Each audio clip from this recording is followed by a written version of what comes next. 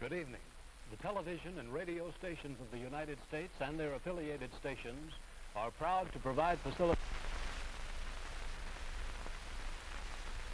Nixon.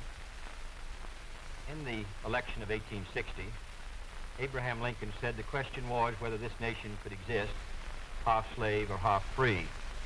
In the election of 1960, and with the world around us, the question is whether the world will exist half slave or half free, whether it will move in the direction of freedom, in the direction of the road that we are taking, or whether it will move in the direction of slavery.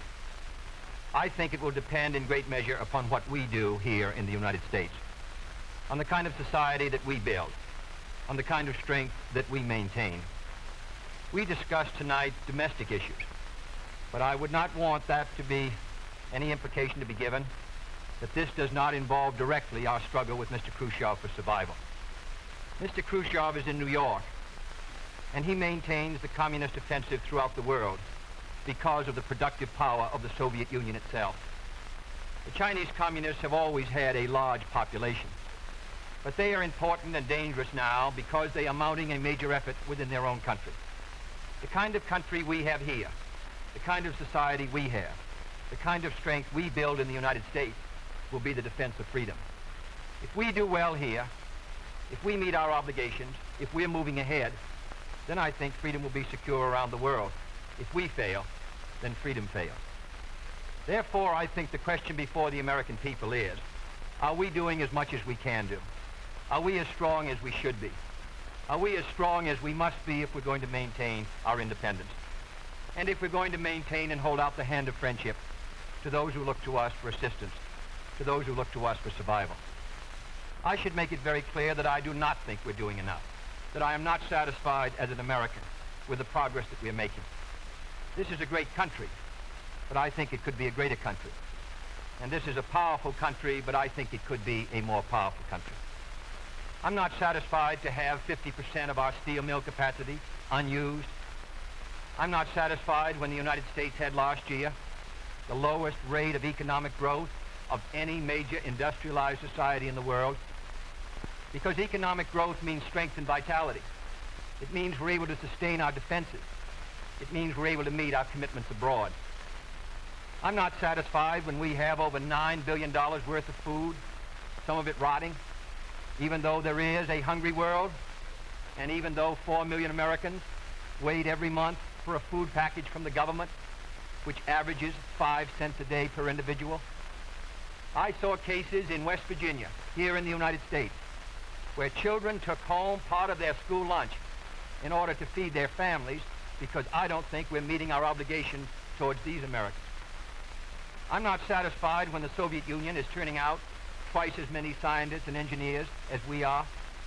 I'm not satisfied when many of our teachers are inadequately paid, or when our children go to school part-time shifts.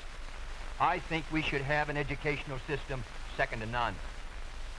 I'm not satisfied when I see men like Jimmy Hoffa in charge of the largest union in the United States, still free. I'm not satisfied when we are failing to develop the natural resources of the United States to the fullest.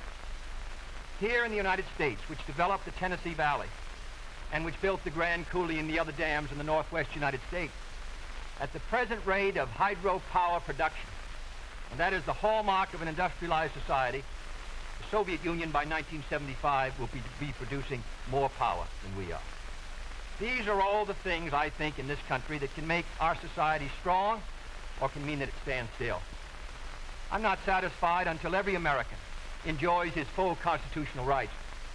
If a Negro baby is born, and this is true also of Puerto Ricans and Mexicans in some of our cities, he has about 1/2 as much chance to get through high school as a white baby.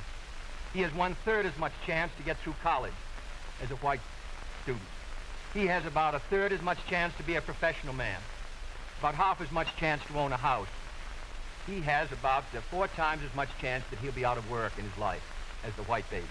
I think we can do better. I don't want the talents of any American to go to waste. I know that there are those who say that we want to turn everything over to the government. I don't at all. I want the individuals to meet their responsibilities. And I want the states to meet their responsibilities. but I think there is also a national responsibility. The argument has been used against every piece of social legislation in the last 25 years. The people of the United States individually could not have developed the Tennessee Valley. Collectively, they could have. A cotton farmer in Georgia, or a peanut farmer, or a dairy farmer in Wisconsin or Minnesota, he cannot protect himself against the forces of supply and demand in the marketplace, but working together in effective governmental programs, he can do so. 17 million Americans who live over 65 on an average Social Security check of about $78 a month. They're not able to sustain themselves individually, but they can sustain themselves through the Social Security system. I don't believe in big government, but I believe in effective governmental action. And I think that's the only way that the United States is going to maintain its freedom. It's the only way that we're going to move ahead. I think we can do a better job. I think we're going to have to do a better job if we are going to meet the responsibilities which time and events have placed upon us. We cannot turn the job over to anyone else. If the United States fails, then the whole cause of freedom fails. And I think it depends in great measure on what we do here in this country. The reason Franklin Roosevelt was a good neighbor in Latin America was because he was a good neighbor in the United States. Because they felt that the American society was moving again. I want us to recapture that image. I want people in Latin America and Africa and Asia to start to look to America, to see how we're doing things, to wonder what the President of the United States is doing, and not to look at Khrushchev or look at the Chinese communists. That is the obligation upon our generation. In 1933, Franklin Roosevelt said in his inaugural that this generation of Americans has a rendezvous with destiny. I think our generation of Americans has the same rendezvous. The question now is, can freedom be maintained under the most severe attack it has ever known? I think it can be. And I think in the final analysis, it depends upon what we do here. I think it's time America started moving again. And now the opening statement by Vice President Richard M. Nixon. Smith, Senator Kennedy. The things that Senator Kennedy has said, many of us can agree with. There is no question but that we cannot discuss our internal affairs in the United States without recognizing that they have a tremendous bearing on our international position. There is no question but that this nation cannot stand still because we are in a deadly competition. A competition not only with the men in the Kremlin, but the men in Peking. We're ahead in this competition, as Senator Kennedy, I think, has implied. But when you're in a race, the only way to stay ahead is to move ahead. And I subscribe completely to the spirit that Senator Kennedy has expressed tonight, the spirit that the United States should move ahead. Where then do we disagree? I think we disagree on the implication of his remarks tonight and on the statements that he has made on many occasions during his campaign to the effect that the United States has been standing still. We heard that later. Looking then to this problem of how the United States should move ahead and where the United States is moving, I think it is well that we take the advice of a very famous campaigner. Let's look at the record. Is the United States standing still? Is it true that this administration, as Senator Kennedy has charged, has been an administration of retreat, of defeat, of stagnation? Is it true that as far as this country is concerned, in the field of electric power, in all of the fields that he has mentioned, we have not been moving ahead? Well, we have a comparison that we can make. We have the record of the Truman administration of 7.5 years and the 7.5 years of the schools. We have built more schools in these last 7.5 years than we built in the previous 7.5, for that matter, in the previous 20 years. Let's take hydroelectric power. We have developed more hydroelectric power in these 7.5 years than was developed in any previous administration in history. Let us take hospitals.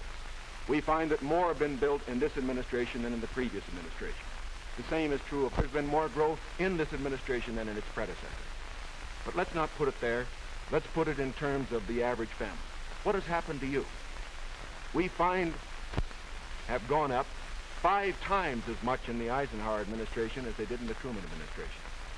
What about the prices you pay? We find that the prices you pay went up 5 times as much in the Truman administration as they did in the Eisenhower administration. What's the net result of this? This means that the average family income went up 15% in the Eisenhower years as against 2% in the Truman years. Now, this is not standing still. But, good as this record is, may I emphasize, it isn't enough. A record is never something to stand on. It's something to build on. And in building on this record, I believe that we have the secret for progress. We know the way to progress. And I think, first of all, our own record proves that we know the way. Senator Kennedy has suggested that he believes he knows the way. I respect the sincerity with which he makes that suggestion. But on the other hand, when we look at the various programs that he offers, they do not seem to be new. They seem to be simply retreads of the programs of the Truman administration which preceded it. And I would suggest that during the course of the evening, he might indicate those areas in which his programs are new, where they will mean more progress than we had then. What kind of programs are we for? We are for programs that will expand educational opportunities, that will give to all Americans their equal chance for education, for all of the things which are necessary and dear to the hearts of our people. We are for programs, in addition, which will see that our medical care for the aged is much better handled than it is at the present time. Here again, may I indicate that Senator Kennedy and I are not in agreement as to the aim. We both want to help the old people. We want to see that they do have adequate medical care. The question is the means. I think that the means that I advocate will reach that goal better than the means that he advocates. I could give better examples, but for whatever it is, whether it's in the field of housing, or health, or medical care, or schools, or the development of electric power, we have programs which we believe will move America, move her forward and build on the wonderful record that we have made over these past 7.5 years.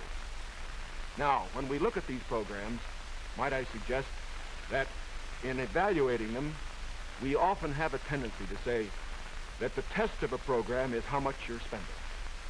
I will concede that in all the areas to which I have referred, Senator Kennedy would have the federal government spend more than I would have it spend. I costed out the cost of the Democratic platform. It runs a minimum of $13.2 billion a year more than we are presently spending to a maximum of $18 billion a year more than we're presently spending. Now, the Republican platform will cost more, too. It will cost a minimum of $4 billion a year more, a maximum of $4.9 billion a year more than we're presently spending. Now, does this mean that his program is better than ours?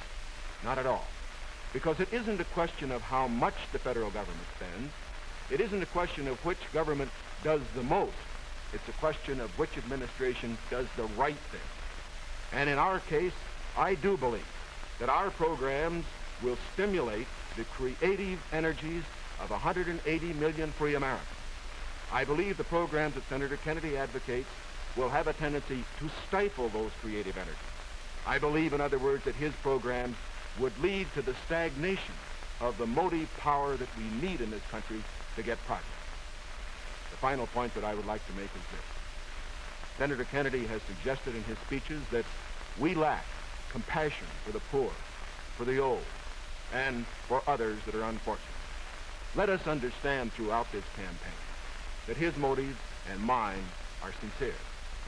I know what it means to be poor. I know what it means to see people who are unemployed.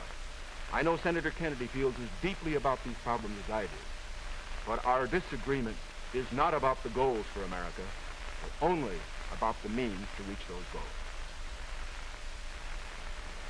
Thank you, Mr. Nixon. That completes the opening statements, and now the candidates will answer questions or comment upon one another's answers to questions put by correspondents of the networks. The correspondents. I'm Sander Van Oker, NBC News. I'm Charles Warren, Mutual News. I'm Stuart Novin, CBS News. Bob Fleming, ABC News. The first question to Senator Kennedy from Mr. Fleming. Senator, the Vice President in his campaign has said that you are naive and at times immature. He has raised the question of leadership. On this issue, why do you think people should vote for you rather than the Vice President? Well, the Vice President and I came to the Congress together in 1946. We both served in the Labor Committee. I've been there now for 14 years, the same period of time that he has, so that our experience in government is comparable. Secondly, I think the question is, what are the programs that we advocate? What is the party record that we lead? I come out of the Democratic Party, which in this century has produced Woodrow Wilson and Franklin Roosevelt and Harry Truman, and which supported and sustained these programs which I've discussed tonight. Mr. Nixon comes out of the Republican Party. He was nominated by it.